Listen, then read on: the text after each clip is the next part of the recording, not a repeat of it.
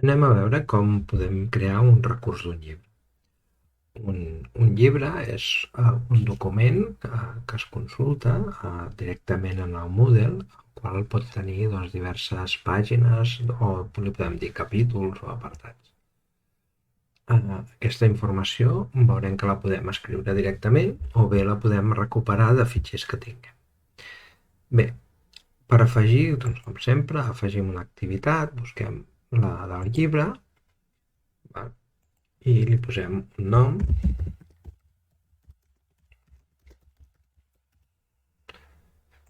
i la descripció que vulguem del tema.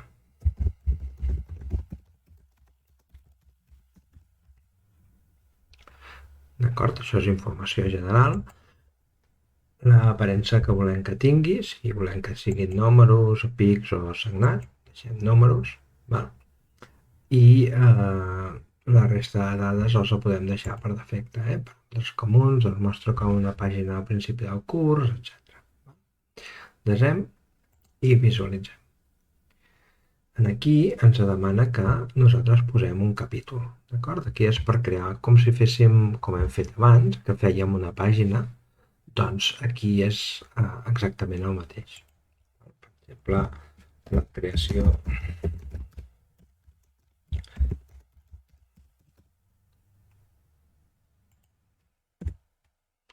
creació d'un llibre, d'acord?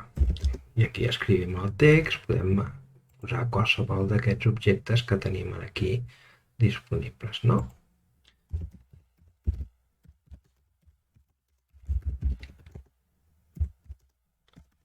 És com si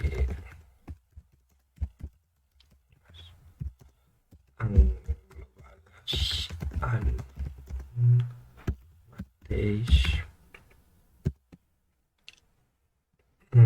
apartat, diguem-ho així.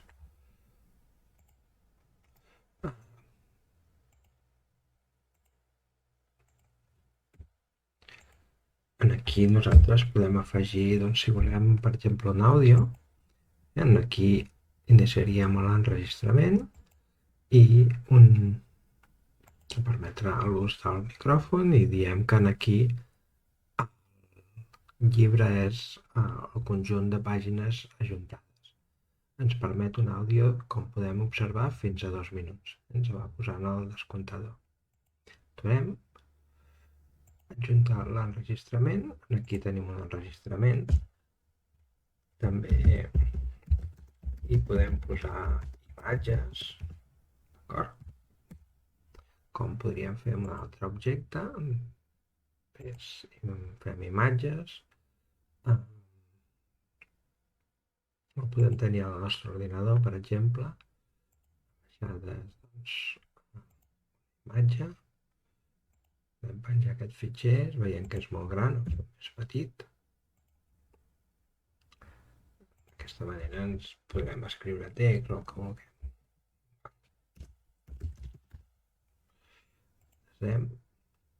I veiem aquí que nosaltres podem continuar escrivint qualsevol cosa. Per tant, és un objecte que ens permet incorporar qualsevol element d'una pàgina HTML. Desem els canvis i veiem que aquí doncs, nosaltres tenim la nostra taula i ens anirà posant la nostra taula de contingut. Si, per exemple, el que nosaltres tenim és, hi ha una sèrie de documents de text en format de pàgines, els podem importar com a capítols. Podem importar un capítol, d'acord? Aquí hem de posar el fitxer, hem d'anar en compte perquè aquí el fitxer que ens demana és un fitxer comprimit en zip. Per tant, si nosaltres tenim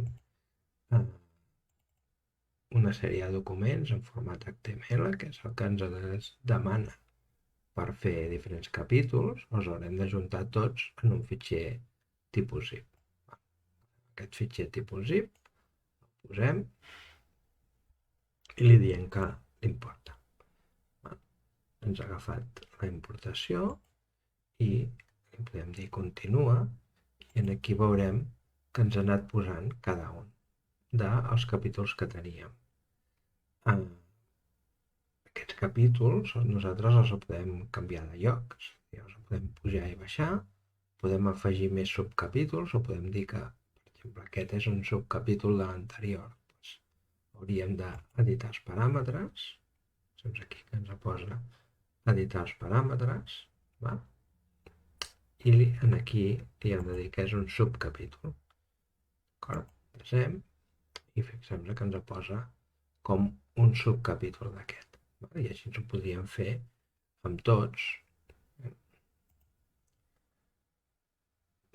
D'acord? Perquè si suposem que és un subcapítol, doncs afegiríem els diferents elements.